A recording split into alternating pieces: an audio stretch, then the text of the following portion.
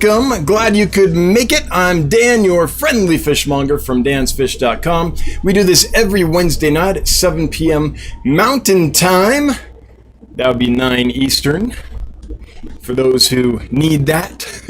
Where's Mountain Time? I know, we're a flyover state. I get it.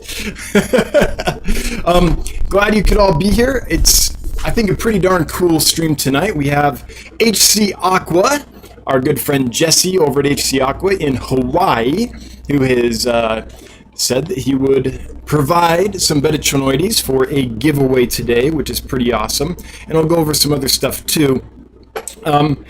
This is a different setup. I've got a different camera I'm using, and I changed a bunch of stuff. So if you would let me know if you can see me and hear me okay, that would be great. I made a bunch of changes, and anytime you do that, you can create unforeseen difficulties. So let me know, and I'm gonna bring myself up a bit since this camera is a little different, and hopefully this all works well. We'll see. Oh, audio strange for Candy? Shoot, that's not good. Okay, let me try something. Let me try the old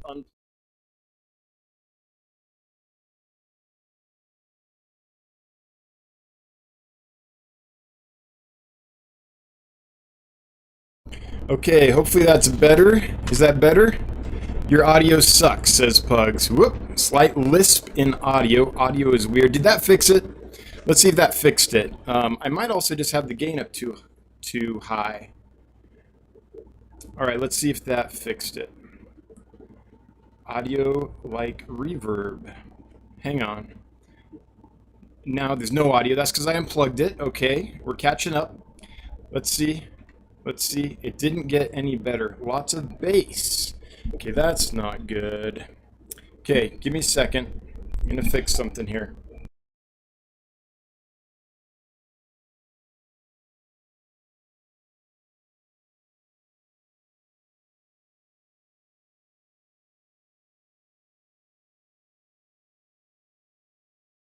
Okay, how are we now? Let's see if we can get through this little bit. It's worth doing now, though, so we don't go through the whole stream and find out, hey, the audio was bad the whole time. That's no good. So let's try that. Any better? Let's see here. Testing. Test.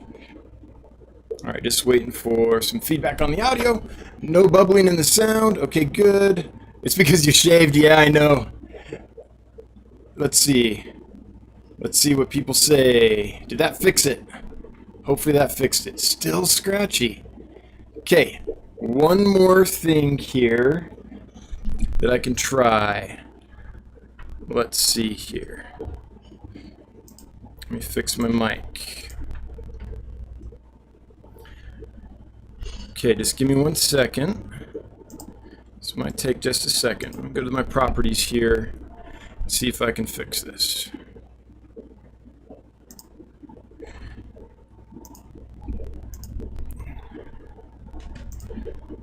Alright, sorry folks, but sometimes it happens when you screw up. It's fixed? Okay, sounds... Someone said it's fixed, so let's see. I don't think it's feedback on my side, just because I don't have any microphones on or anything on my side. Oh, shoot, still... Okay. I'm going to try one more little thing. Man, we're going to lose everybody. Everybody. Okay, let's switch it to that. It sounds like my voice is underwater. Okay, it's not fixed. Okay.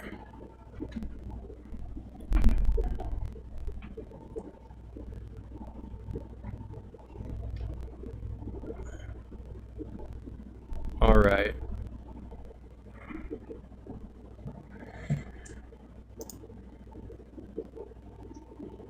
Well, that's not fun.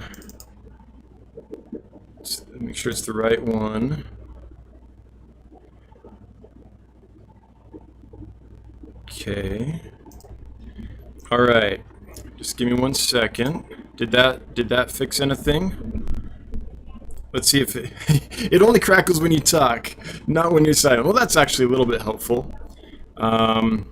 Let's see if that's a little better. And if not, I'll try one more little thing, and if that doesn't fix it, then I'll have to decide if we keep going, or if it's so bad that I just end this. Yeah, I've done that a couple times, Nevia.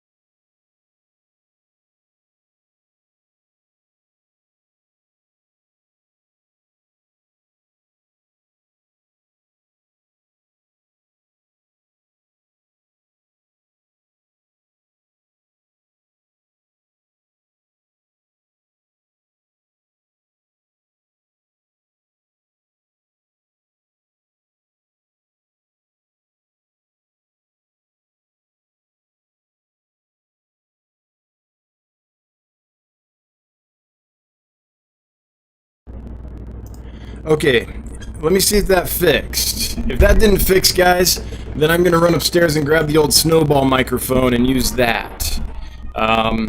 Let's see if that works. Yeah, I know. I was working on something, so you couldn't hear it for a second there, but let's see if it works now. Did someone curse me with KG Tropicals? No! Okay, hopefully we're good now. Let's see what people say. I'm on vinyl. Man, that is so weird.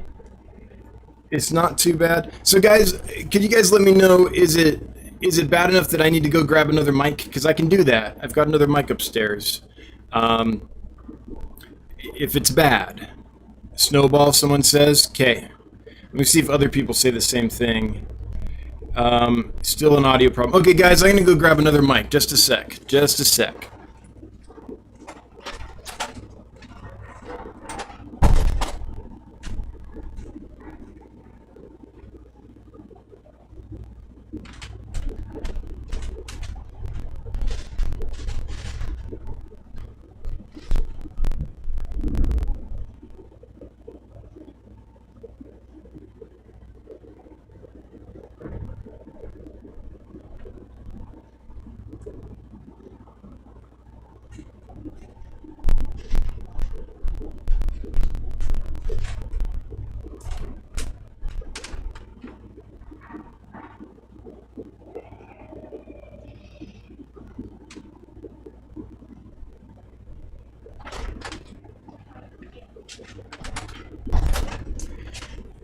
Okay, let's try this oldie but goodie.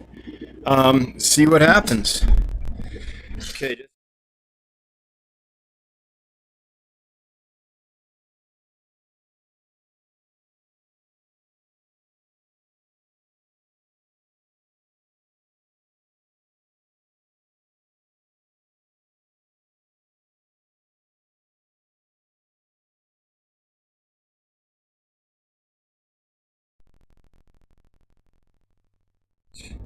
Actually, before I try that, how's that now? Let's see if that fixed it. If not, I'll do the snowball. Testing, testing. Let's see if that fixed it. It's always the backup mic, I know. And it's so like old and the stand's like broken, it like spins on it, but it'll work. Let's see. The gain's too high, he says. Well, I can take the gain down. How's that? I can just take the gain down a little bit. Did that fix it? That's no problem. Gain's easy. So there we are. We're like all in yellow right now. Let's see here. That's the same. That's better. Same. It's still there, but barely. So if I just take the gain down a little more, is that all the problem was? Okay. Gain's down a little more now. Oh, is that... When you get louder, it came back. Okay, I think it might just be the gain. Better, but still static. Sounds like a cord issue. Okay. I'm switching mics.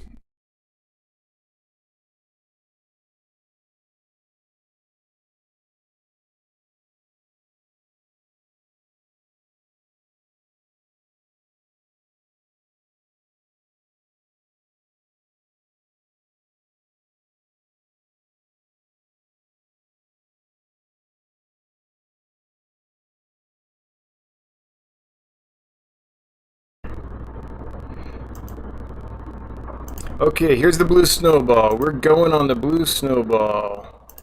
So let's see. Let's see if that does it. Is that any better? Hopefully that works now. Hopefully. Please, please, please. Pretty please. Cherries on top. Alright. Let's see if that works. Testing, testing, testing, testing. Alrighty. Let's see.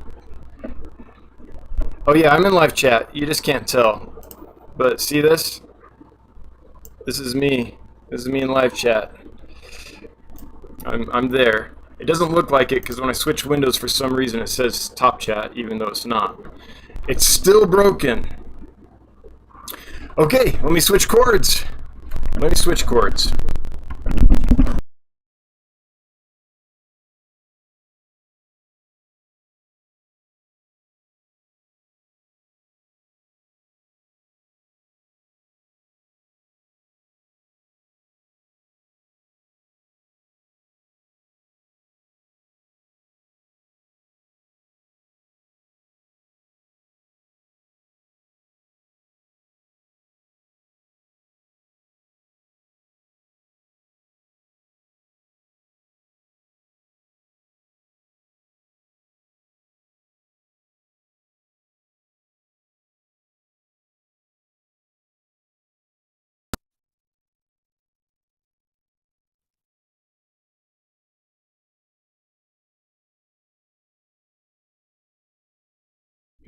Pick up. Here we are. Okay, switch cords out. Now I've got a different mic. Let's see if that'll do it. Hopefully that'll do it. Okay, please, please, please, please. If not, we'll either decide if we keep going or if we just call it. I don't have a headset, Lance Jones. I don't, or I would do that. Purple T-shot. Oh wait, I don't know. What did Jonathan do before he left? Sounds like it's not fixed. Okay, is that any better? Or no, that'll probably just be more gainy on you.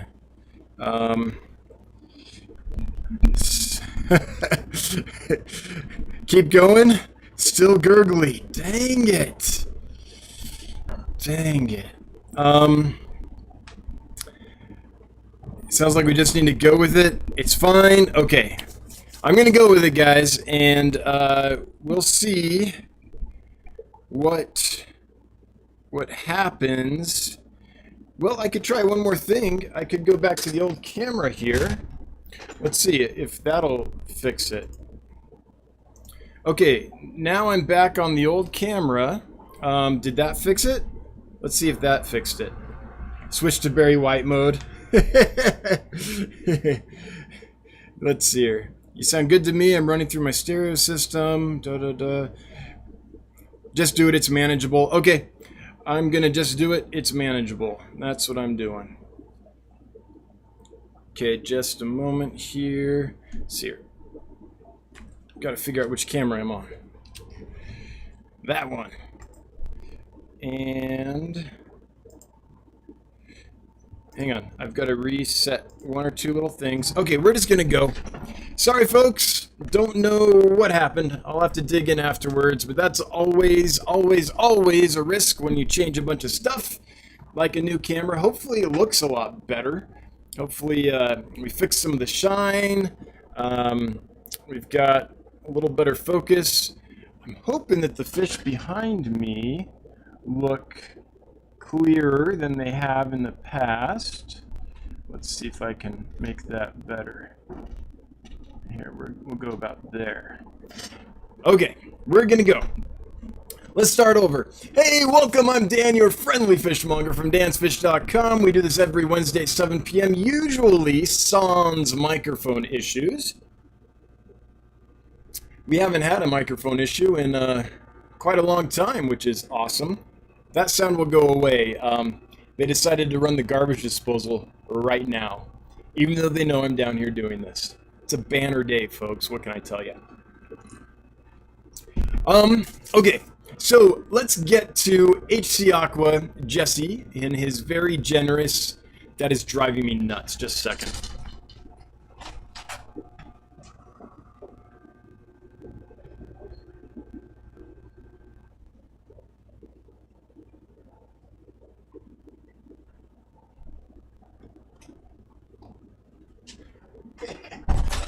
Man.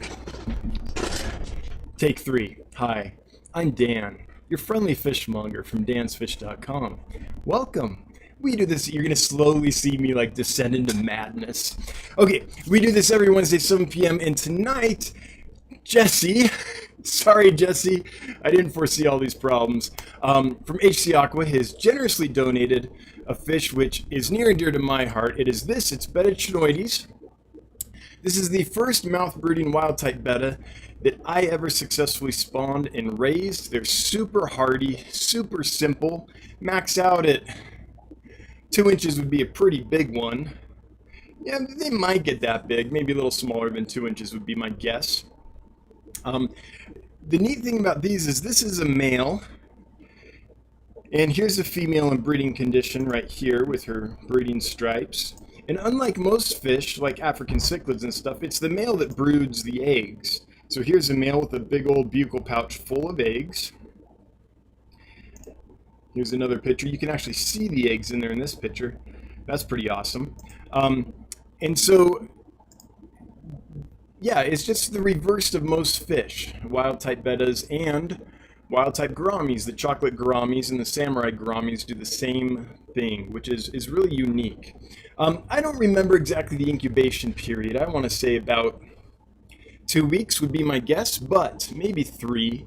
But when they hatch, the nice thing is, they're big and well developed, and they can eat newly hatched brine shrimp right away. So you don't have the issues that you have with the egg-laying species like Betta splendens, where the babies are so teeny-weeny that they're very difficult to raise because they're hard to feed. So Betta splendens, it's very common for people to get them and breed them because it's so exciting and it's so beautiful, the spawning embrace and the courtship and everything. It's a really neat process to see. And they get this nest full of eggs and everyone's all excited and they hatch and they're all excited, and then the fry becomes free swimming and then they pretty much all die off. Like out of a spawn of several hundred, you might end up with 1 or 2.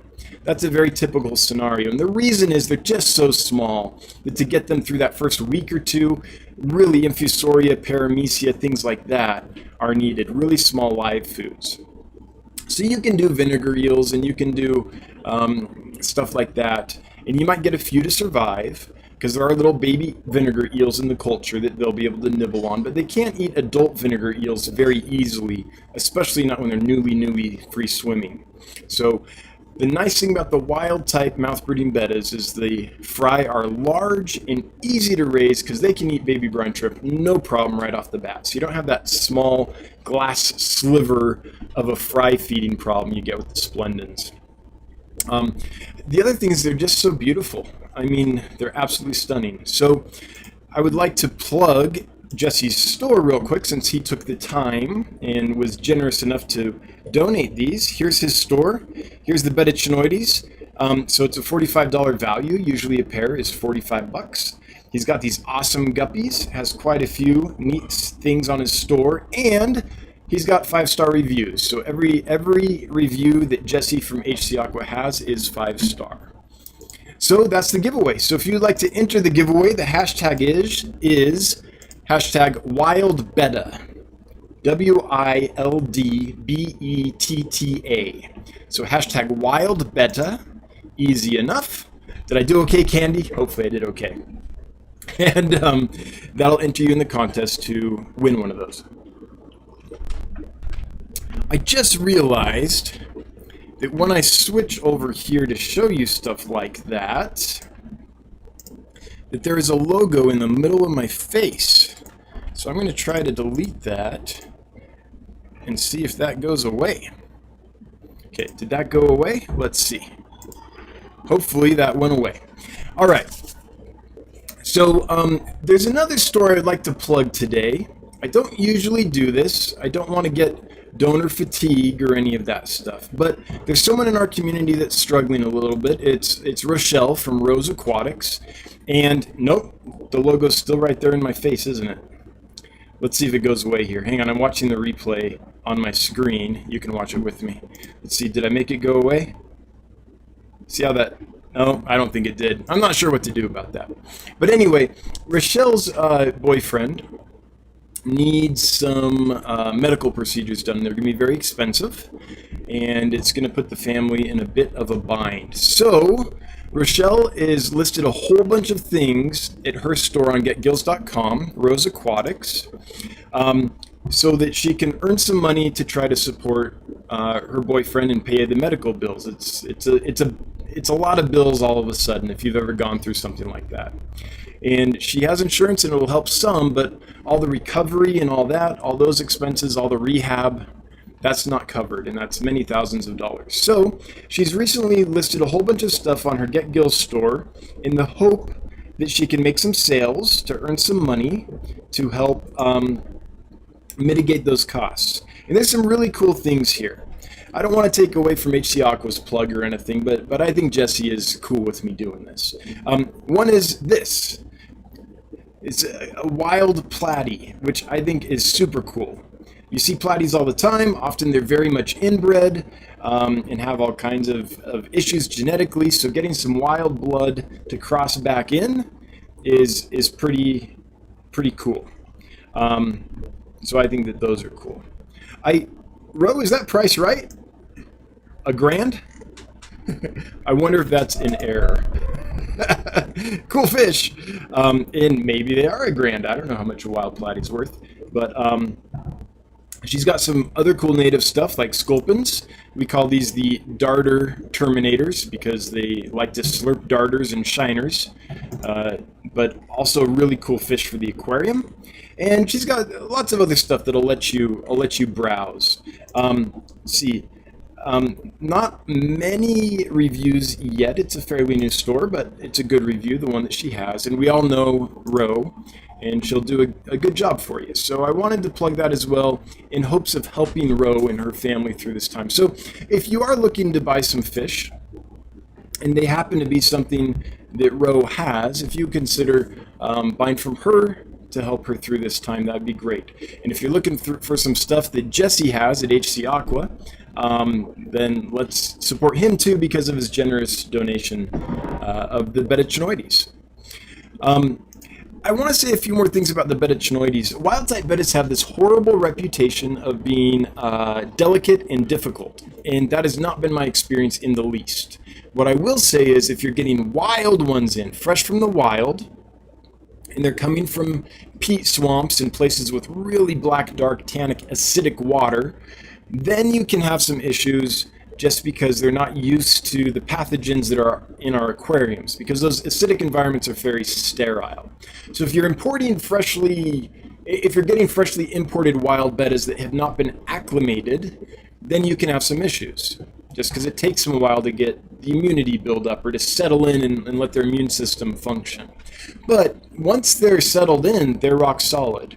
And from HC Aqua, I believe that they're bred and raised right in his aquarium, so you're not going to have any of those issues. What I found is if you can get them through that initial couple week import period, once they stabilize, they're very hardy fish, even in hard water. Now you need to keep it clean. They're not tolerant of ammonia or nitrite. Those chemicals pretty much don't exist in their natural habitats, so they have no no ability to deal with that. But if you keep the water clean and it's a stable aquarium, not a new aquarium, but an aquarium that's been set up and established for quite some time, in my experience, they're awesome.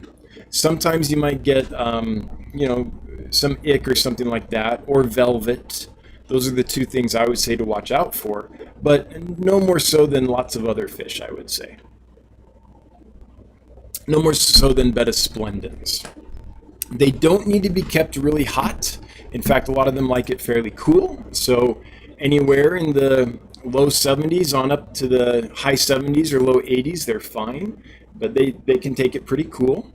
So they don't need, like Betta splendens, those ideally you'll keep in the low 80s. But not everyone has, the right heater, but they get the Betta splendens anyway, and it's a problem. But these guys are more temperature tolerant in my experience. They can be trained. The wild ones are difficult to train to eat anything but live or frozen. But the captive bred ones are fairly simple to get onto flakes and pellets. The wild ones you can. In fact, all the wild bettas that I have in right now are currently eating flakes and pellets and things like that, but it takes a little while to transition them. And betta chinoides more than most. The brownorum, I mean not chinoides, sorry, betta, yeah, chinoides more than most. I just got it mixed with cochina in my mind, chinoides and cochina. So that's one advantage of getting them captive bred by Jesse, is because they'll be used to aquarium foods and things. But I really like that fish. Again, the first wild type betta I ever raised and bred successfully in the aquarium, so it's pretty cool. Something else I would like to plug before I get to questions and comments is this. If you folks don't have this, this is an amazing book. It's called Rainbowfish, Their Care and Keeping in Captivity. It's by this guy, Adrian Tappan. It's an amazing book. I can't really go through it because of copyright issues online. I can't show it like fully right now. But it's several hundred pages, almost 500 pages of really good information on rainbowfish, delightful pictures. It goes species by species. It talks about their history. It talks about their care, their breeding, diseases. Basically, it's the ultimate rainbowfish book, in my opinion. And it's free. You can get it right here. Let me link this up. So here's a link to it. This is the web page where you can come, and you just click this link right down here, and you can download it for free.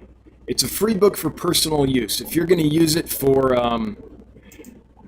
I don't know, commercial uses or educational uses in a school or something like that, then you need to get a hold of them and get a clearance for that. But for personal use, just for you reading it and enjoying it and learning about rainbowfish, it's free. So if you don't have this book, it's the best rainbowfish on the market, and it's free. So get it. In preparation for me releasing all those rainbowfish for sale this coming Monday, if you're interested in rainbowfish at all, this is a good resource. It's a great place to get educated, to make sure that you know the basics for them. Now, they're pretty hardy fish. Like, if you can keep most aquarium fish, you can keep rainbowfish. They're not delicate. They're peaceful. They're eating like pigs. I mean, flakes, pellets, you name it, they'll eat it. So it's not like they're super difficult or anything, but anytime we take an animal into our care, I feel like it's our duty to do some due diligence and get to know them a bit. One thing about rainbowfish that a lot of folks don't perhaps know is how much better they do in a shoal. So they're a shoaling fish, and if you can get groups of them, preferably of the same species, but large groups, that's where they're most comfortable. And to do that, you need a fairly large tank for some of the species, because a lot of rainbowfish will grow 4, 5, 6 inches. Not all of them, but a lot of them will. And so then you got to figure, okay, I need a group, and they get fairly large, so I need a fairly large tank. And they're very active swimmers. They're very fast. They dart like rockets. They're little torpedoes when it's feeding time.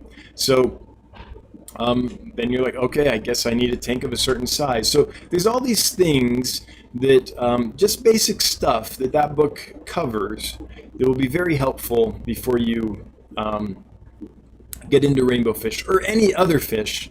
But rainbowfish are on my mind just because I have a whole bunch that I'm going to list. It's almost 30 species that I'll be listing on Monday. So yeah, I think that covers the things I wanted to talk about. I didn't want to talk about microphones at all, but I guess we had to do that a little bit.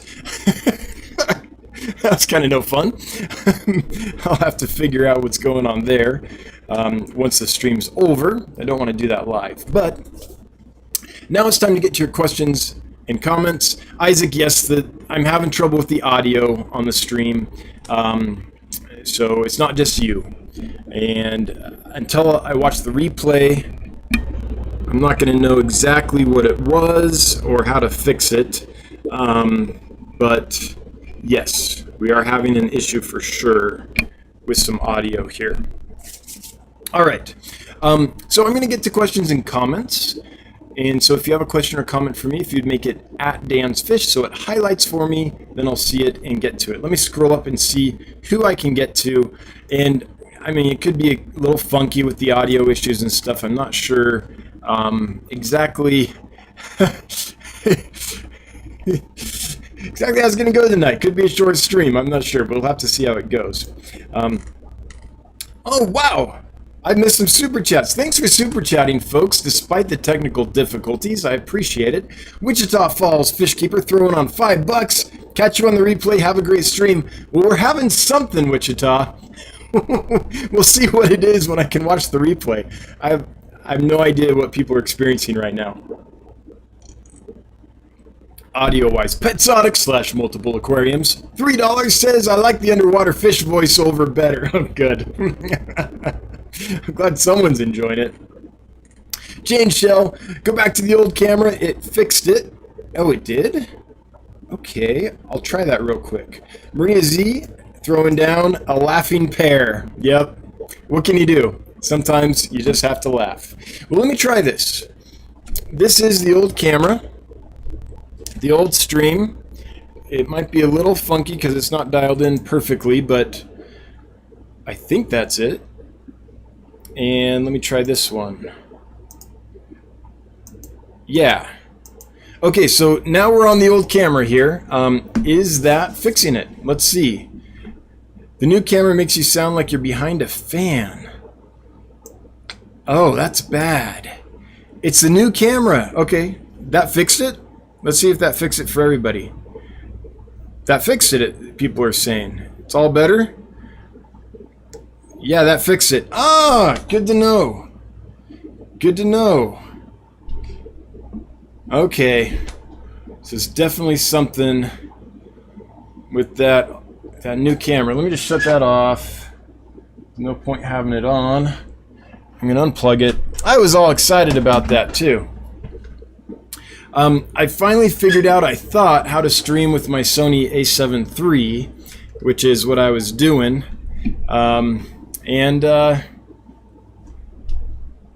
Guess that didn't work. Oh, well, I'm sorry it went so long. I did switch a little earlier, and I didn't realize that had fixed it. So, okay, whew. Okay, we're back. So, for the next hour, it'll be good. So, what's 34 minutes of horrible sound between friends? Sorry, folks. Jeez. Okay, I'm gonna get to questions and comments.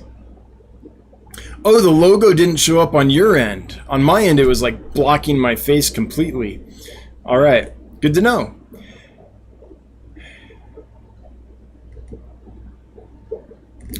Yeah, that's interesting. No logo for you guys. Wow, okay, cool. Well, that's good.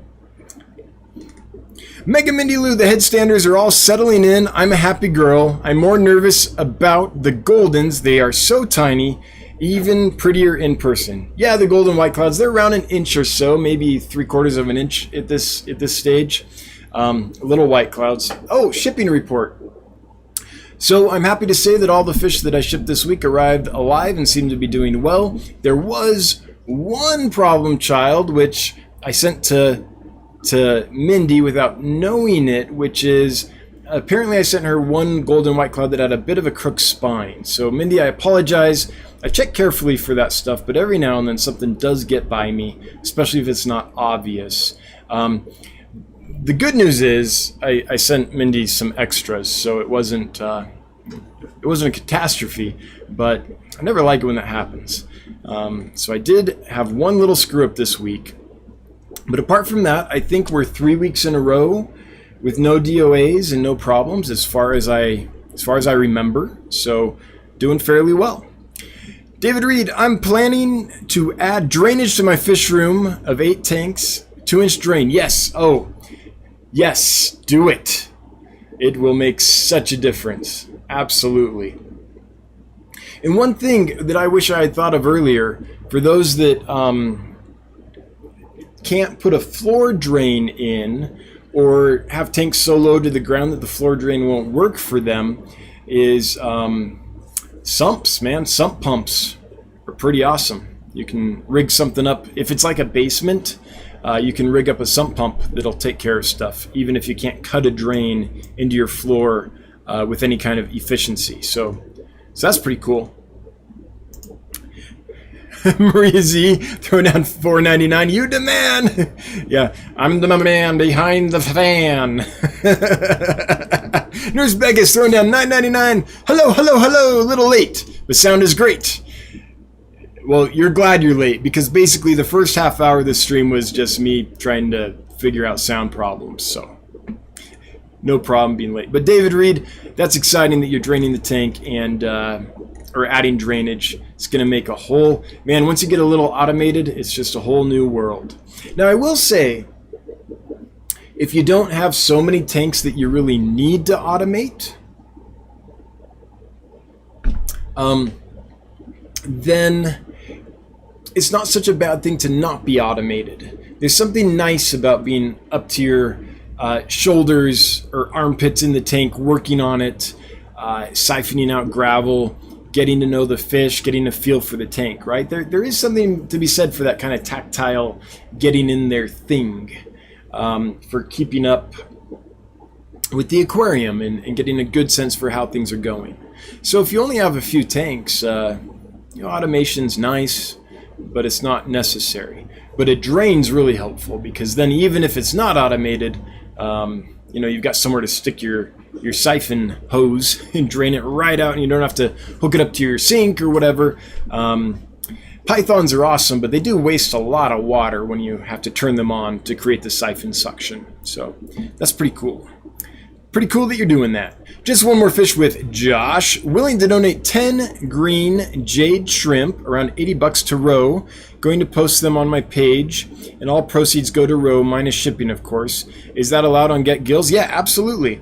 Yeah, anything you can do, Josh, that's awesome.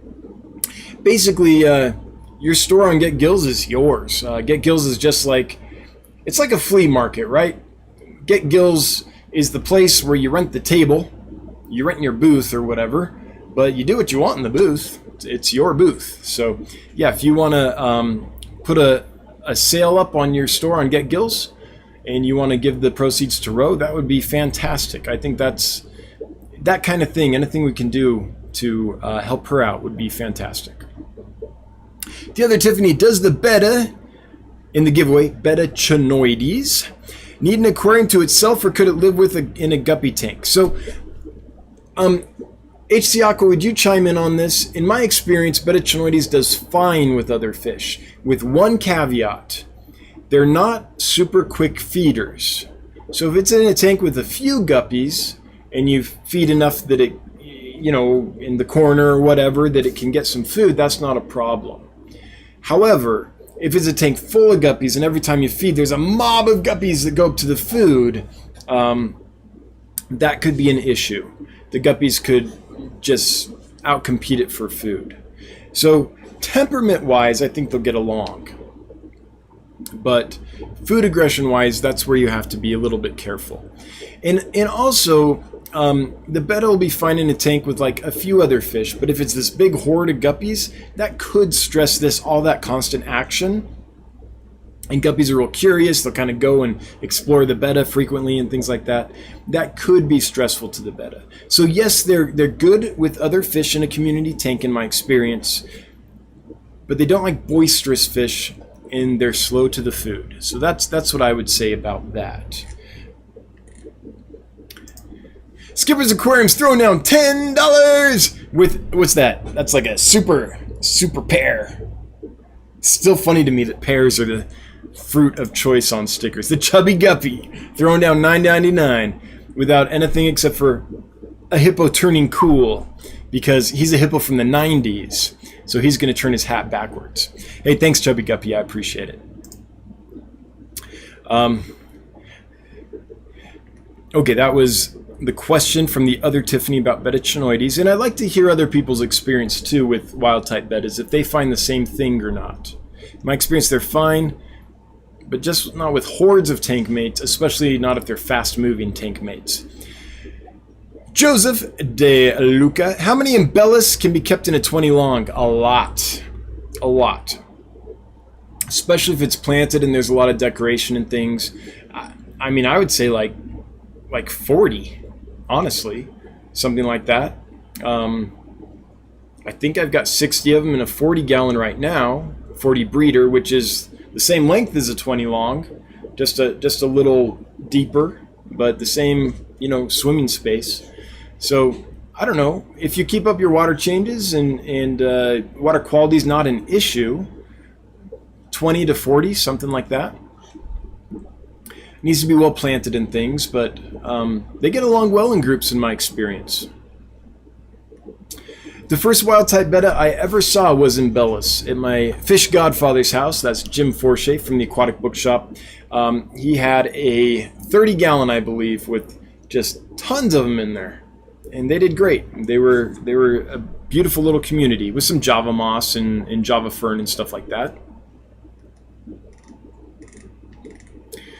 All right. Well, man, I'm glad we finally fixed the audio. Thanks for letting me know, guys, that it was the camera. I appreciate that. Wish I'd seen that earlier. Sakana Katana is a 29 gallon aquarium suitable for 7 to 8 Macolochi. 29. How long is a 29? A 29 is not 3 feet, is it? 29 gallon aquarium. Dimensions. I think it's 30 inches. 30 inches. You know, I've never tried it. I think 30 inches might be sufficient, depending on which strain you have. But a 3-inch Macolochi is going to be pretty active, and I think I'd be happier in a 3 to 4 foot footprint, honestly. That's my take on it. That being said, I haven't tried it. So someone here, if you've kept Macolochi in a 29 gallon, 30 gallon really, I guess is what we'd call that. Could you chime in? Were they fine? I haven't tried it personally, so I really can't tell you for sure if it'd be okay or not. They are one of the kind of more dwarf of the Melanitania. So good on you for realizing that. I think that's probably one reason you're probably picking them for that tank. They might be fine. Yeah, I'd be curious what other people say. Dan's Aquarium says, hi, hello, I have not forgotten you. I'm so underwater with this import, getting everyone healthy, getting them listed and stuff. I haven't forgotten you. Duck's dad, it's the new camera. Yep. And thanks again, everyone that let me know. Wish I would have seen it earlier. Nord Aquatics, have you ever kept Everglades pygmy sunfish? If so, any tips? Yes, I have. You know, speaking of wild type bettas, I would kind of treat them like wild type bettas, or like if you think of them as Dario, that's a good way to think of it.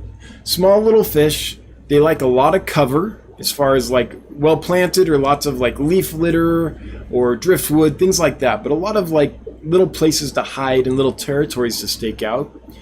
And one thing about them that's very similar to the Dario species is they need live food or frozen food. It's very difficult to get those little pygmy sunfish onto flakes and pellets, in my experience. Maybe other people have been more successful, but from what I've seen with them,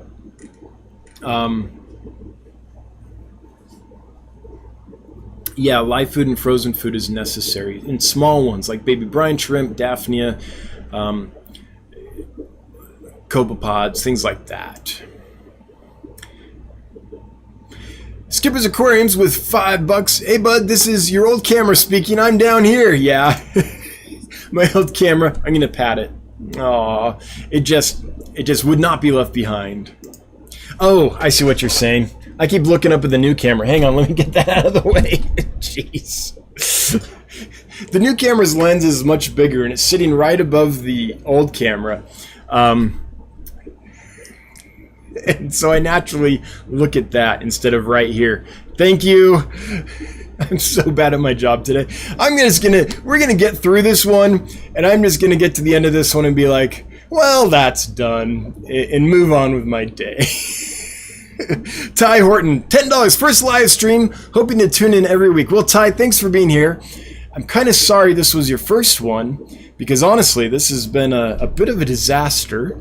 But some technical issues, looking up here instead of down here. I'm just doing it all wrong today, but glad you're here. Thanks for coming by. I promise it's not usually quite like this. Usually a little smoother.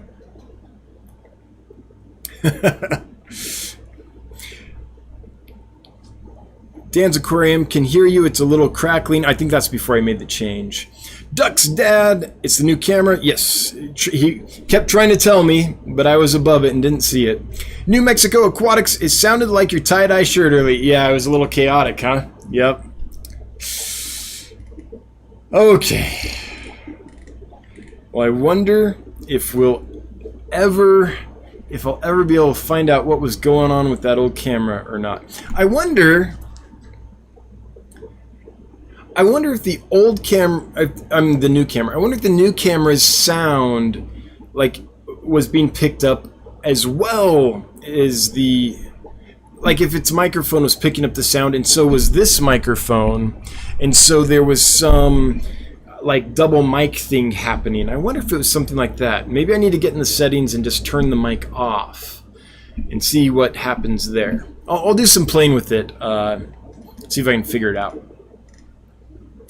Okay, chat jumped on me, so let me scroll back up here to find it. Ginger Graves is throwing $4.99. Thank you. I feel like all these are pity super chats because of how it went so badly. In the words of a great country song, sometimes you're the windshield, sometimes you're the bug. That's right. Tonight I'm the bug. Tonight I'm the bug. That's all right. I'll pop off that windshield and keep flying, I guess. Okay, moving on. The good news is, though, honestly, it's been many months since we've had an issue. And obviously we had the issue because I'm trying new equipment out. So it's not so bad when I think about it. I mean, how long? It's been since... It's been months. It's been 6 months or more since we've had any technical difficulties, something like that. So, I gotta say, that's not so bad. That's not so bad at all. Okay. W. Marion, 2 identical Daphnia colonies. One wiped out, the other booming. Any thoughts about what could make Daphnia crash? Lots and lots of things. They need hardness in the water. So if the hardness is depleted, that'll do it. If the culture gets acidic, that'll do it. If there wasn't enough food available, that'll do it pretty darn quick. Ammonia will do it. I mean, they're pretty tolerant, but eventually it'll wipe them out. So anything that'll wipe fish out will wipe them out, and a lot quicker in some cases because they have such a quick little life cycle. But I couldn't pinpoint it. Just knowing that it crashed and the other didn't, I couldn't pinpoint it. I will say the culture I tried is no more. So I bought a culture, I put it in a green water tank thinking it would just totally take off. A little later that day I saw some in there, and then the next day I thought I saw a few, and then the day after that I didn't see any more. So I haven't seen any in there since the first couple days. So obviously they didn't like the transition to the new tank, and unless they laid eggs that are going to hatch and take off, then that did not work. Not for me. I'll have to try again another time. But I'm glad that you got one going. That's awesome, Marion. Mike, stand by. Give us a quick walk around show off of all those rainbow fish. I will do that. So I have an unboxing video that I made of that I will release hopefully tomorrow or the next day. And then I will do a quick rainbow fish tour. I'm going to try to do that Saturday or Sunday in preparation for releasing the new fish on Monday. Actually, it might not be released until Monday. I'll probably release the video the same time. I'll get all the new fish listed and then release the video so people know it's like, oh, it's done. Something like that. So I'll make those videos, and I'll probably not release the tour one until Monday. And I can't do it right now just because all my equipment's tethered to my PC, so I can't. Mark Von Wisco, 715 Aquaristic. Any tips on sourcing supplies for shipping and plants, bags, styrofoam insulation, etc.? Yeah, Mark, I've got a video called shipping, I think it's sources and supplies and sources, something like that. So if you check that out, I go over all that stuff, where I get my styrofoam, my boxes, my bags, what the heat sealer model is, and where I got it, pretty much everything. So check that out on the channel. I think that'll fix all your, or answer your questions. I've been using TSK quite a lot recently for styrofoam panels, boxes, and heat packs and cold packs. So TSK shipping, or TSK supplies, I think is the website, can take care of almost all that stuff for you. There used to be a second supplier called AQPKG in New Jersey, I believe, but their website's been down for the last few months. I think it's a COVID thing. Jerry, hey Dan, I've been keeping 6 rice fish outdoors for a few weeks now. Will I ever see fry without intervening, or are they quick to eat them? Thanks for any suggestions. They're very quick to eat them unless you have some kind of cover. So I would put some kind of floating plant with long, maybe not just duckweed because its roots might not be long enough, but something like giant duckweed or frogbit or water sprite or water lettuce or water hyacinth. Or, guppy grass could do it. Anything that floats, because they tend to stay at the surface, the babies, and provides cover at the surface is what you could do. Another thing you can do is the old guppy trick, where you take like a mesh nylon bag and you put it in the pond with a few inches of it sticking above the water column, so the fish can't get out of it. Put your breeders in there. Maybe put the spawning mops in there, and then remove the spawning mops into the other part of the pond for the eggs to hatch. Or you could just put plants in there and the babies will hatch and leave. So you kind of keep the adults partitioned off in their little section so the fry can go out and live in the rest of the area. So that's another trick you could do. But I think a little bit of floating cover would probably do it for you. And if you don't like plants, then get some Easter grass. Easter grass, that plastic shredded like green grass that we fill Easter baskets with, that stuff's great. It floats. You can get a bag of it, kind of separate it out a bit, kind of put it down, and it'll float up and provide cover. I found that to be the very best things for breeding things like half-beaks, because there's so many spaces in it that the babies can go and hang out, and it's rigid enough that the parent half-beaks can't really get into it to eat the babies. So if you get a big clump of it, it's very good cover for fry. Kent's Fish, the pictures on your Get Gills look great. I'm loving the look of the new fish coming in. Hey, thanks, I appreciate it.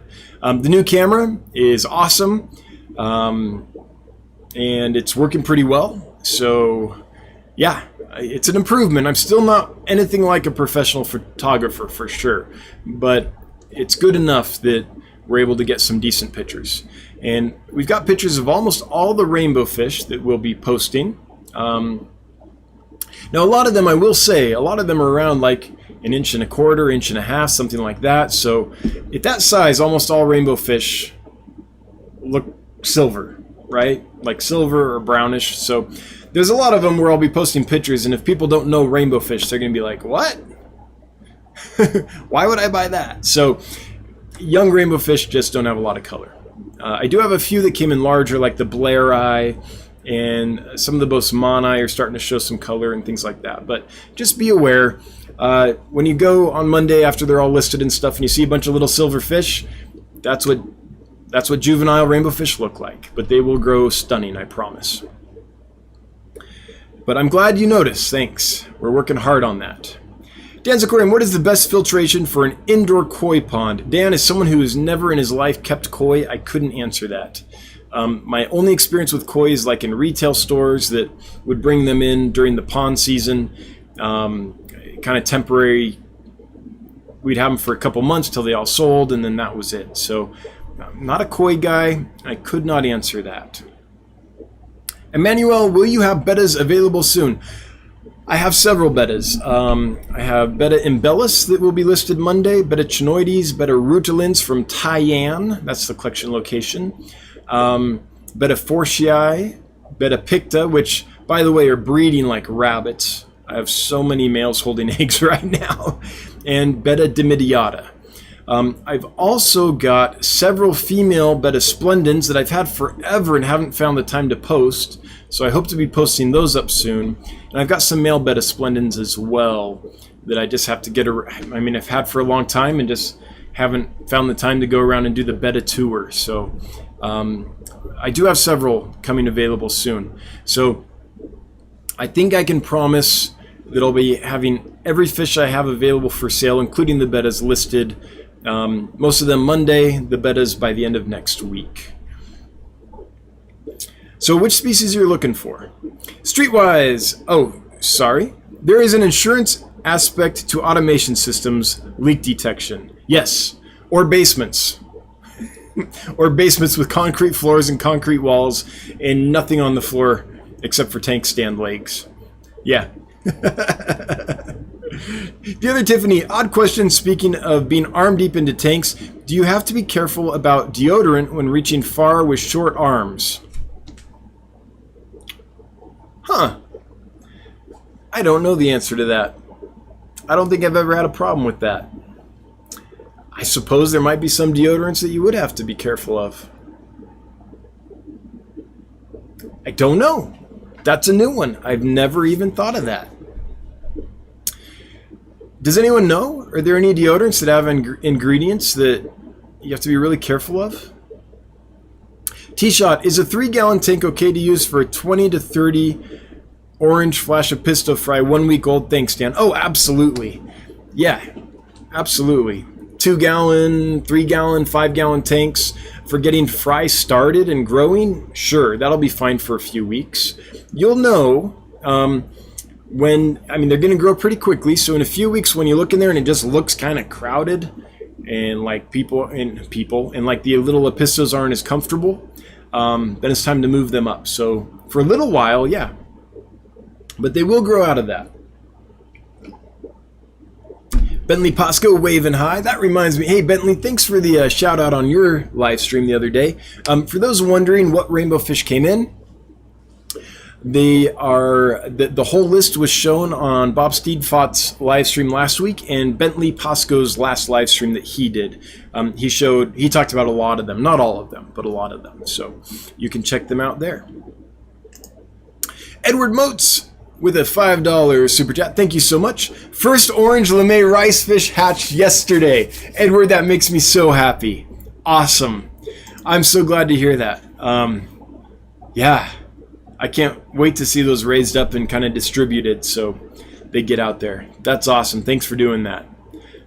We need rice fish in the American hobby. We just need them. There's no reason not to have them. They're awesome. All right. I am Sugar Hill. What's a small snail eater that's good in a community tank with small fish? Coolie loaches. Coolie loaches are fantastic snail eaters. Great with small little nanofish.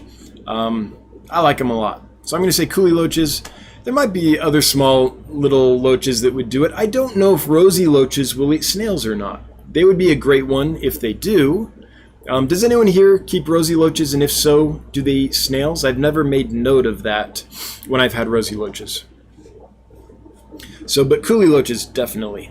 T-Shot, would the giveaway Betta be okay in a 20 long? Yes. With a pair of orange flash of pistos? Yes. In cardinal tetras? Yeah, I think that all sounds really good, especially if it's a tank that has lots of plants and driftwood or caves and stuff like that in it. Just so there's enough little hidey holes for the pistos and for the bettas. But I think that would get along just fine as long as there's enough little caves and plants and stuff.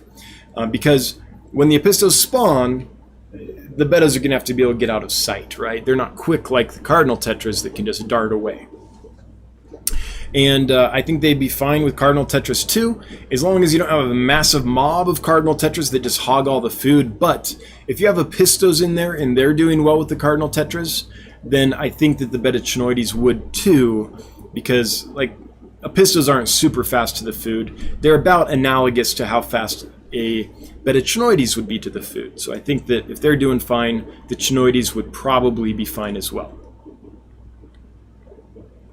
Lumpy Dog, picture yourself in a boat on the river. I'm in a boat on a river. I'm in a boat on a river. I'm in a boat on a river. Thanks, Lumpy Dog. By the way, Lumpy Dog, thank you for finding that bug in the code. Due to your comment, we were able to fix it, so it should all work out for you now. If you haven't tried again, so Lumpy Dog ran into an issue on Get Gills and let us know. We dug in and there was an issue. There was definitely a bug, so thanks for letting us know. We believe we fixed it, so if there's still any problem, let us know again, because right now we think we're good. Dan Slee is here. Hey, Dan, good to see you. Hope your pygmy cories are doing well. Eric M., any chance of having scuds back for sale? Yes. Yes, I've got a bajillion scuds. I was holding off on listing scuds because I was toying with the idea of getting some more puffers in. And I wanted to make sure, with all these new live fish coming in, or live fish, wild type fish, new fish coming in, that I had plenty of live food for them. And so I was holding back on the scuds, but everyone's doing great. Everyone's transitioning well to flakes and pellets and stuff. So right now I'll do that. So I'm going to add 10. I've got a ton of scuds. Make sure the shipping's okay. Yes. Update that. Okay. So scuds should now be available. Sorry about that. I know people have been wanting them forever, but I was hoarding them because I thought I would need them. And by the way, when I got pea puffers in a while ago, I did need them all. I got like 200, 250 pea puffers. They went through a lot of scuds, let me tell you. Good thing scuds are prolific.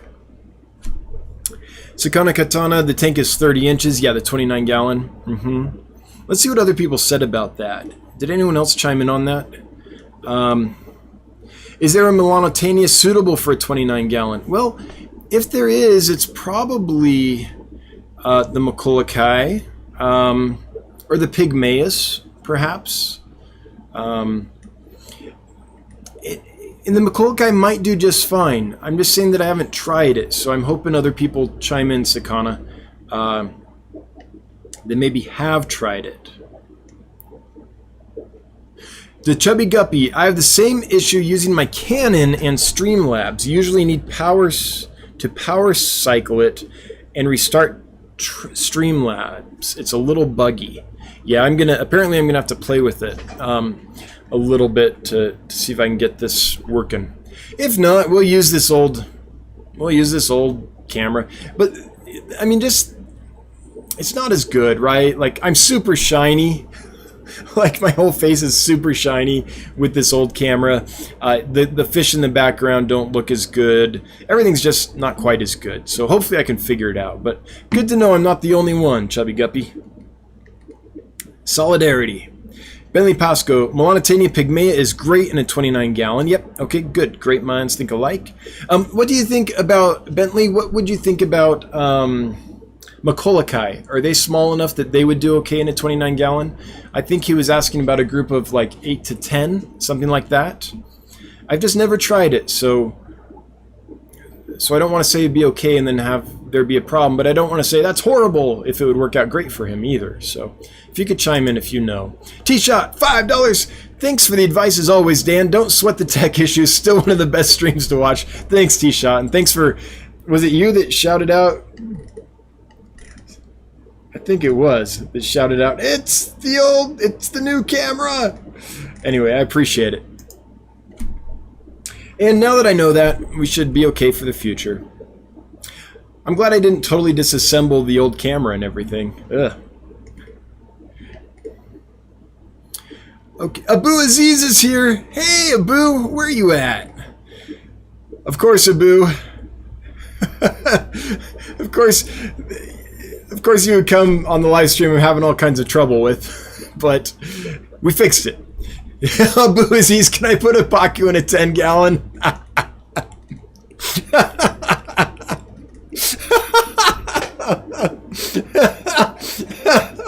I'm all glad Abu's here, and then it turns out he's just trolling. Nice.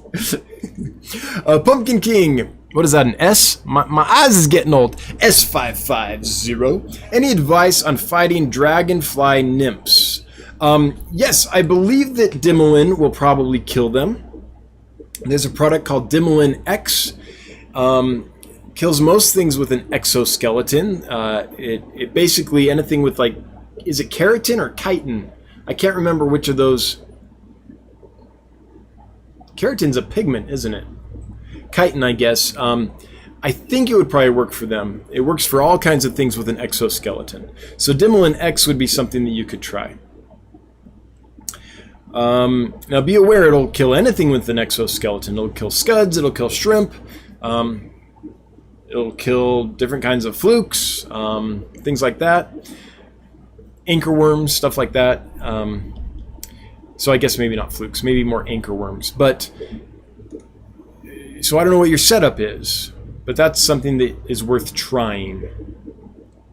Apart from that,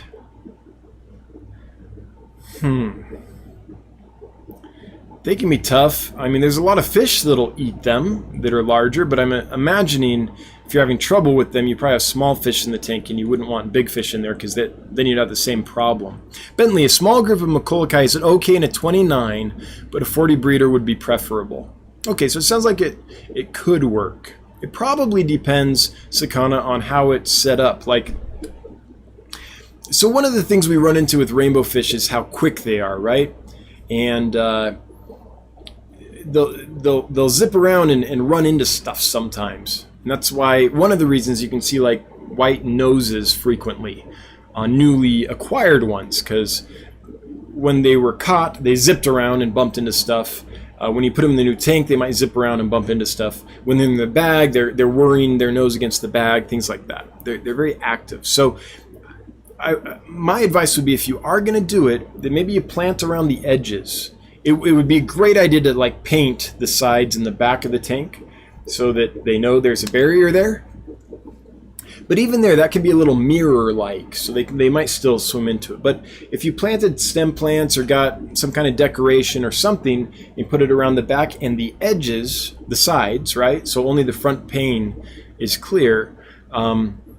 That could help with that issue. Okay, where are we at? Ty Horton, no worries. Thank you, Ty. I'm floating down a river. I'm floating down a river. All right, chat jumped on me. Kaler's Aquatics throwing down $9.99 with Bob Kaler is cheering me up with the Pippi Longstocking cheerleader. Haven't seen her in a while. Pippi, good to see you. I don't know what it is about her, but she's my favorite of all time. Of all the sticker little emoji things, whatever that is, GIFs. She's my favorite. Thank you, Bob Kaler, for the $9.99 super chat and for cheering me up with Pippi Longstocking. What's not to like? Okay, chat jumped. Let me get back.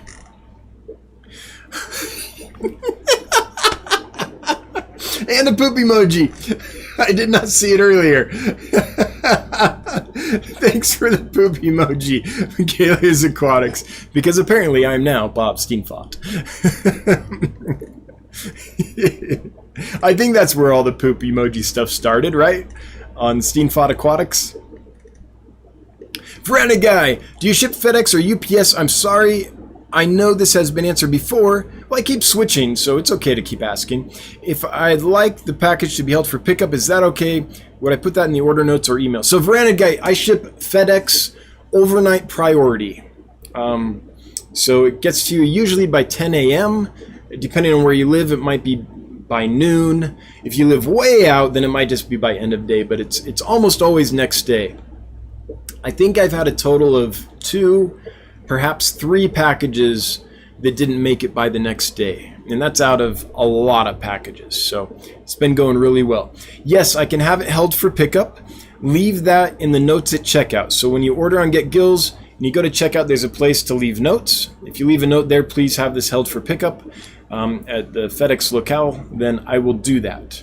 Now, one thing to be aware of is not everyone has a FedEx locality close to them that will hold a package. So make sure that they will first. But as long as they will, all I have to do is check a box when I process your order, and it'll be held there for you. So that's not a problem at all. But for those that want a package held and haven't done it before, please check with your local FedEx location first and make sure that they do hold packages there, because I would hate for you to like think that the package is being held there only to find out that nope, it's being held 2 hours away at this major distribution point. This little local office doesn't hold them, right? So as long as you know Veranda Guide, then I'm happy to do that for you. And in the order notes is sufficient. You can always double dip though and send me an email as well, just for redundancy. That doesn't bother me at all. But I do read those notes very carefully on the orders. Victoria Artis. Victoria, is it Victoria Artis? No, it's Victoria Artis. It's gotta be. So I'm picturing like a Victorian artist. Hey, Dance Fish, do you ever stock or sell cardinal tetras? I'm having trouble getting healthy specimens from my local stores. I do sometimes. I was tempted to buy them this week, actually, because there was a really good deal on them from a supplier I've got them from before, and they did great, so I almost did it again. I didn't, though, because I'm still waiting for this latest import to kind of settle in and get up for sale and all that. So I was just like, I can't deal with it right now, honestly. But next time I find a good batch at a good price from someone that I have good experiences with, their stock, then I will do it again. I don't have much against cardinal tetras. I really like them. So I do plan on doing that. Now, I don't do it all the time, and it's an economics thing. Cardinal tetras, unless I get them in at a very large size, I can't sell at a very high price, right? And any fish that I sell under $6, I'm probably not making any money on at all once I figure the costs of heating and water and meds and time and tank space used up and the food and all that. I have to basically charge $6 on a fish to turn a profit. So every now and then I will get a species that I don't that I can't charge $6 for, just because people are looking for them, like chili rasboras, for example, things like that. But I don't do it very often, just because it's bad economics. But that is one I haven't gotten in quite a while, so I do plan on bringing them in again. Max, would a chinoides be compatible with sparkling gourami? That's a good question. I've not tried that.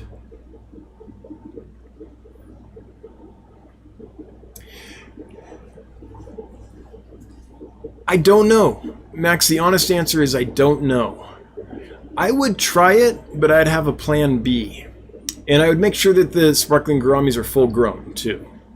Because bettas' mouths open larger than we think they will, sometimes. But I don't think it would be a problem as long as the sparkling gouramis are big enough that they cannot be swallowed by the chinoides. I think temperament-wise, they probably get along fairly well. Fish Tank Barn, I am a victim of short dinosaur arm syndrome. Oh, I can't get it. I can't get it. I have not had problems with deodorant. Mike, that's hilarious. Mike with his T-Rex arms. Oh, that's funny.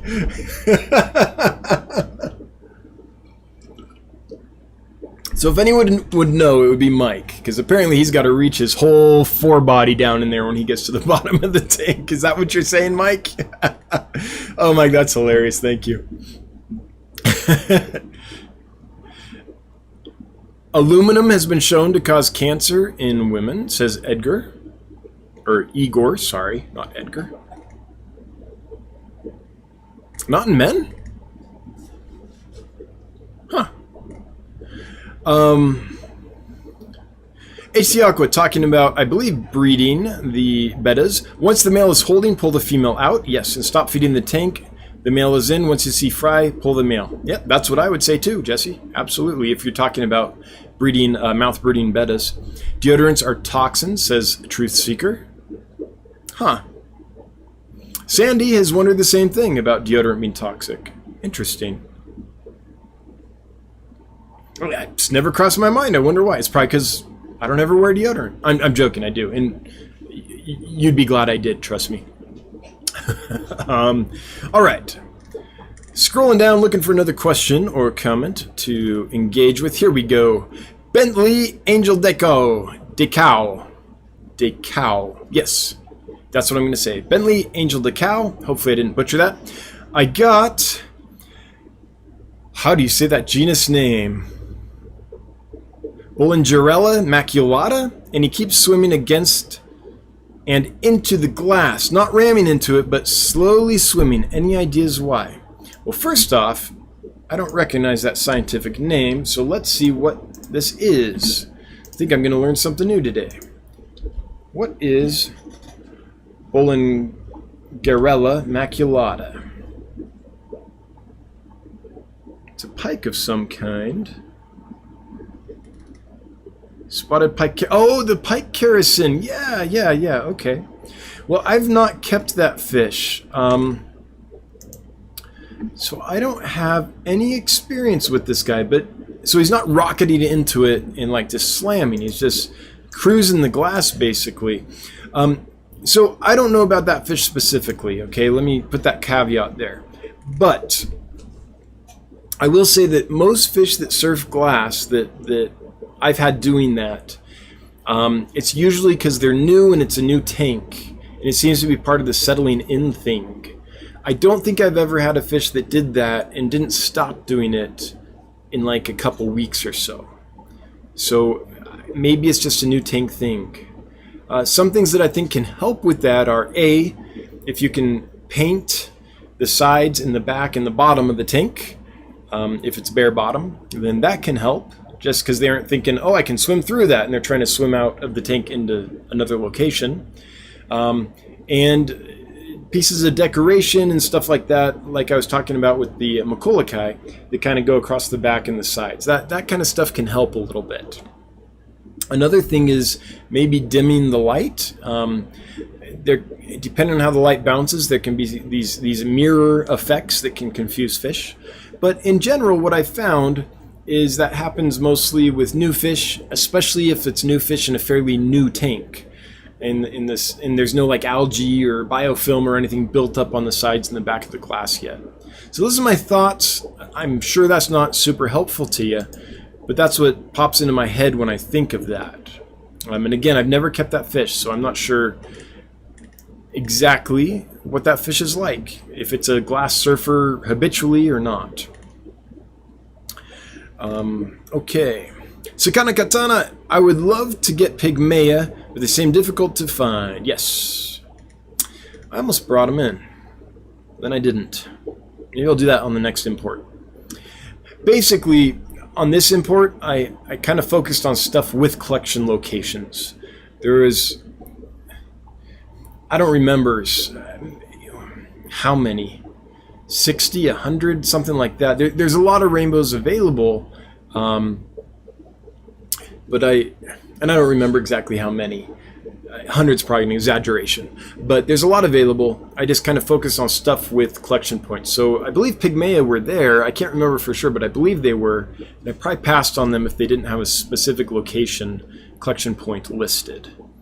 But next import, I'll probably bring in the stuff I didn't this import.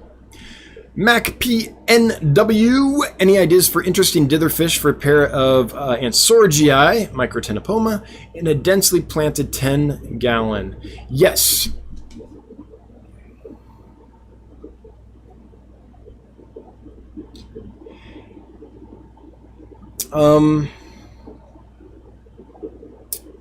I think sparkling gouramis would be a good one for them. I'm trying to think of stuff that's small, peaceful, and like courageous, but not really fast, because you don't want it to outcompete those little Microtenopomas, because they're kind of slow to the food. So I think sparkling gouramis, things of that ilk, would be good. I think that a lot of the gobies would work.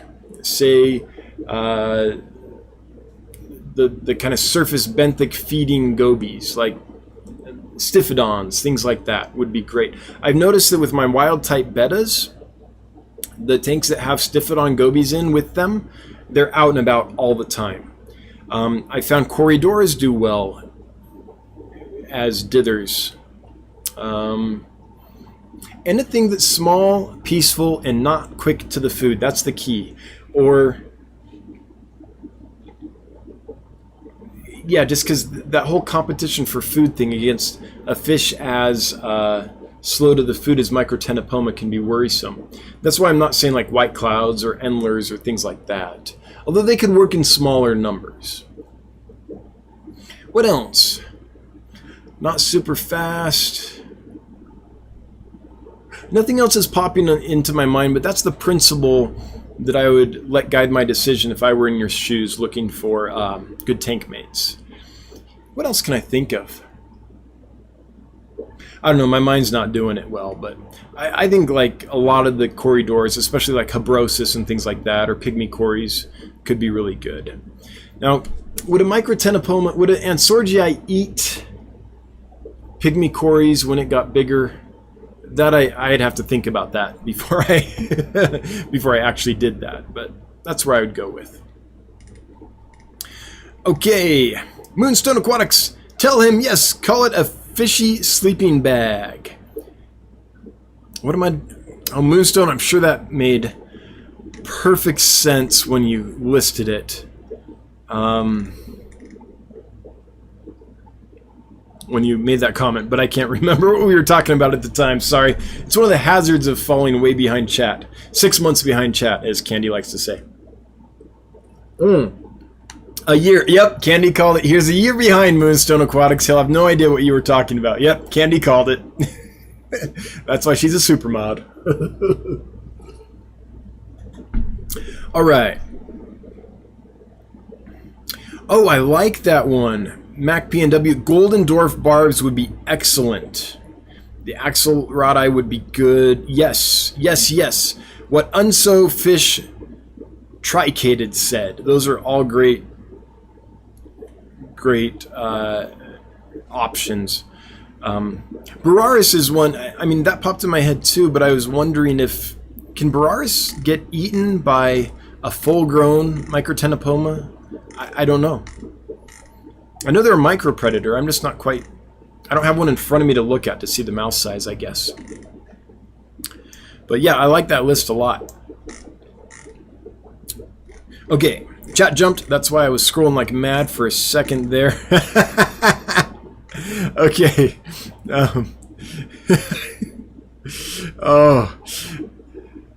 I'm laughing because I just saw that Lumpy Dog posted. It's 10:09 Eastern Time right now. It is, so it's 24 after right now. So that's not too bad. That's not too bad at all. No. 15 minutes. Pfft. What's that among friends?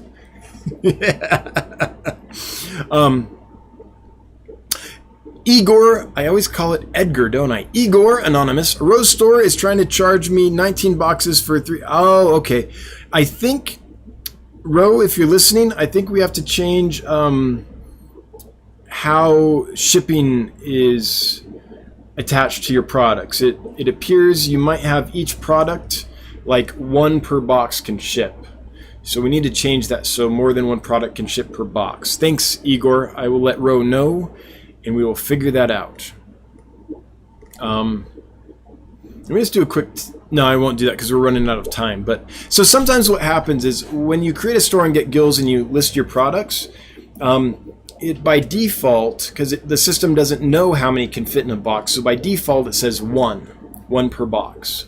And if you don't go out in and change that and say, actually I can fit 10 of these plants in a box, the system doesn't know. So if someone goes in and orders like 20 plants, and each plant is listed as 1 per box by default, then you have to pay for shipping on 20 boxes at checkout, and ain't nobody going to do that. So I need to let Ro know that she forgot to do that step so she can change the box quantity so we know how many plants can fit per box. That way you can probably buy all those plants, Igor, in like 1 or 2 boxes instead of 19.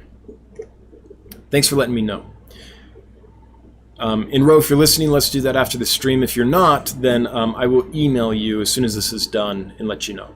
New Mexico Aquatics, can you please discuss sexing young fundamental Panchax gardneri? What size, age, method, etc., little Bobby? Yeah, so the first thing you usually see on males is on the, say, the anal fin, is a little bit of a striping pattern where that red and yellow is going to come in. They don't all have yellow, but usually yellow will come in. Let me show you what I'm talking about.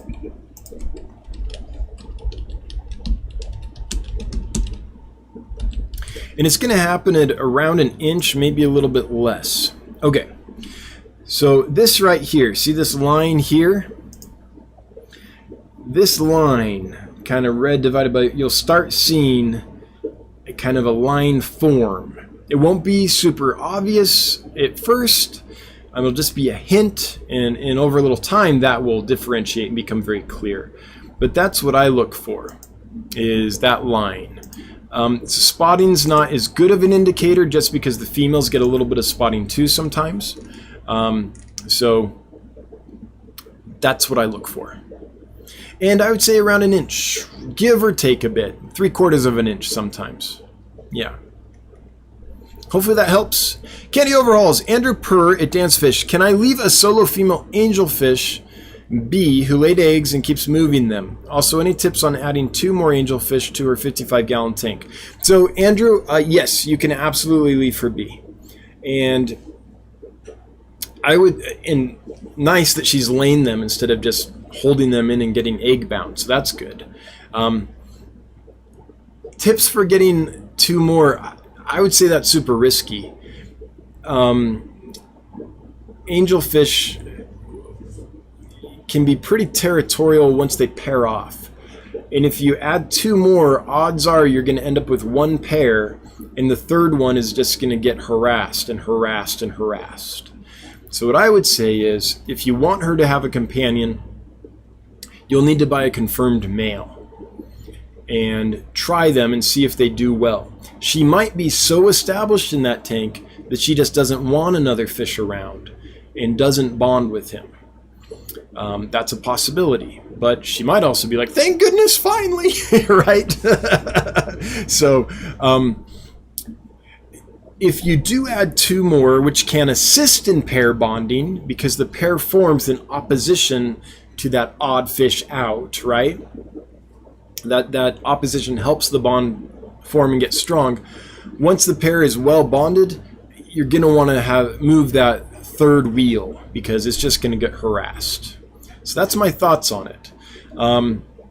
It might be possible to add like 2 more females, and if she isn't super established, that might be okay, but my sense is she's probably pretty established, and if you do add another fish there, it probably needs to be a male. That's my sense. Lots of people here have kept angelfish. If you have anything to chime in, please do. Yeah, hopefully we can help Andrew out. Fish Tank Barn, throwing down some poop. Thank you, Mike, for the 99-cent super chat. Now, so bobblehead number 1 is Bob Steenfott in a yellow floral summer dress. Bobblehead number 2 might be Mike with little T-Rex arms on. That might be something we have to do. Getting out my boots, the poop is getting deep. Yep, indeed. Get out those you-know-what kickers. Mickey M. Pippi Longstocking is a legend over here. She has her own amusement park. Whoa! In Astrid Lindgren's small childhood country village. Wow! Wow! That's big time. That's like Hans Christian Andersen, man. Cool. I had no idea. I mean, I knew I had good taste. I just didn't realize it was so European. Okay. Scott's Aquatics throwing down 99-cent. Poop emoji, thank you so much. Glassbox Aquarist. Oh, it's 8:31. This will have to be the last one. Actually, I can see 2 more that I'll get to real quick that are on the same page here. Glassbox Aquarist, where and when are the plecos coming? So the plecos will be listed on Monday with everything else. I only have one kind. I think it's L201. Is that right? It's the snowball pleco. I've got a few bushies. I probably won't get to listing them on Monday, but the snowball plecos will be listed on Monday. They're doing fantastic. I'm super happy with them. And if they continue to do well, and if they sell okay and things, then I'll probably look at bringing some other types in as well. I mean, this will be I've never shipped like Hypensistrus before, so I've got to go through the process, make sure it all works and everyone's happy and there aren't problems and all that, but I'm pretty hopeful. They seem to be rock solid. They seem to be doing really well. So that's Monday. Aquatic Adventures with Alex, help with Super Chat donation. I think you just click, I mean, if your card's not set up, that might be the issue, but I think if you just click the little option, it should do it. Could someone here guide Aquatic Adventures with Alex through that if they haven't already? And I'm sorry, Alex, I'm gonna have to shut this live stream down real quick because we're over time, so I won't be able to dig into it with you very much. Mega Mindy Lou video on that gimpy golden white cloud has finally finished uploading. If you're curious on my channel, Muppies are also in the video. Yeah, I want to take a look, see what I sent you. And sorry about that. I almost always catch that stuff. It's been a while since something got by me. The worst was a couple months ago. I sent someone like 15 rice fish, but one of the bags was totally empty. And I was like, how did that happen? And I think what happened is when I changed the water in the bag, I pour the fish out of the bag, put fresh water in the bag, and then I put the fish back in the bag. I bet what I did is I probably took that fish and instead of putting it in that bag, put it in another bag that already had another rice fish in it and like didn't realize it. And then I do a final check when I load the boxes and I get all the sealed bags and I put one between each like finger set, right? So I'll put one here, here, here, and here. So I'll have 4 in each hand and I'll lift them up and I'll look at them just to make sure that no one's, it's a quick check at that point because we've already checked like 3 or 4 times. Make sure that everyone's breathing okay, no one's having signs of stress after the bagging process, and then I put them in the box. And what must have happened was the bag without a fish must have been like here, and the bag with fish must have been right behind it. So when I looked, I probably saw the fish behind it and thought, oh, that fish is fine, and then just moved on. But that was embarrassing. I don't think I've ever done that before. Send someone an empty bag without any fish in it. All right, we've got to shut her down. I'm sorry, everybody. Let me just scroll so I can acknowledge the super chats, because if any came in, I want to do that. I hate it when people throw money at me and I don't even say thank you, because that's just rude. Okay, hang on. Let me make sure I'm not missing anybody here. All right, Nurse Becca's throwing down $2.99 with the cheerleader. Oh, it's not a pear this time. Fruit of some kind? Blueberry? I don't know. Thank you so much, Nurse Becca's. And Daniken Aquatics. Hey, hope you're doing well, Danny and Ken. $5 getting to tour across America filming Fish Fam. Do you let people shoot your fish room? So I'm so glad you did that. You left that. Yeah, I heard that on Bentley's live stream, perhaps it was, or Bob Steenfots, I can't remember, but I heard that, and I was going to reach out and see if you wanted to come by. So yes, send me an email, please, dan@dancefish.com, and we'll make the arrangements. I live so far out that I hardly ever get fish nerds come and visit, and I miss it. That used to happen weekly when I lived in Los Angeles, so I love having fish nerds over. So Danny and Ken, absolutely. Let me know when you're coming through, and let's try to arrange something. That would be great. And with that, we're going to shut this down. 8:35. Punchy Paints, are you going next? If you confirm that, then I'll send people your way. In the meantime, let's do a giveaway. All right, this is for a pair of Betta chinoides, which is quite a generous giveaway that HC Aqua has given us. So HC Aqua has a store at Get Gills. If you're interested in getting fish from a high quality dude in Hawaii, this is what he's got available. He knows his stuff. He has 5-star reviews on every review. He has every review. That was hard to say. He's a stand-up guy. So thank you for donating that. And also Rose Aquatics is going through a tough time, so we're trying to support her. She's listed a whole bunch of stuff on her store at Get Gills.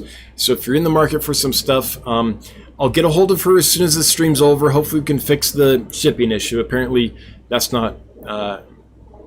apparently she hasn't quite got that set up correctly, so that you guys can order without paying hundreds of dollars for shipping. We'll get that fixed, and then if you could support her, if there's anything she has that you need, instead of getting it somewhere else at this tough time, it'd be nice to support Rochelle if we can. So anyway, thanks again, Jesse. Let's do the drawing. And the winner is Betta chinoides, a pair. That's a good deal. That's a valuable fish. AZ, you have won. AZ, if you are here, if you would chime in and let us know. Oops.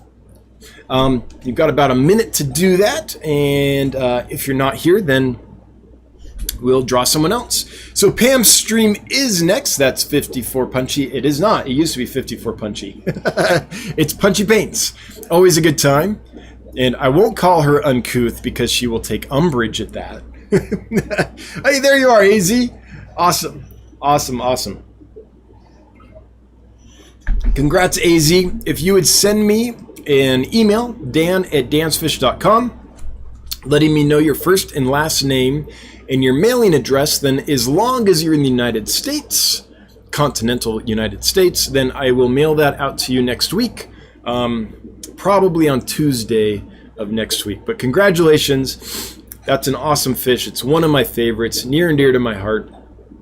And it's one that I keep going back to over the years, over and over again. Hasn't let me down yet. So awesome. Okay, with that, we're going to shut this down. We're a little over time. Sorry about the technical issues. What can I say? Every 6 months, you've got to have a technical issue. Thanks to my mods. Appreciate you guys so much for everything you do to help this stream be successful. Thanks to everyone that left a super chat. Honestly, I didn't think I would get any, especially with all the technical difficulties, but I appreciate the love. Lumpy Dog, I'm still on a boat. I'm on a boat. And everyone that left questions and comments, that really helps, makes it lively, helps the stream flow, so thanks so much. All you lurkers, Lurker Nation, I'm with you. Everyone watching on the replay, thanks for being here. Until next Wednesday, 7 p.m. Mountain Time. That's 9 p.m. Eastern Time, for those that don't know where Mountain Time is. I'll see you.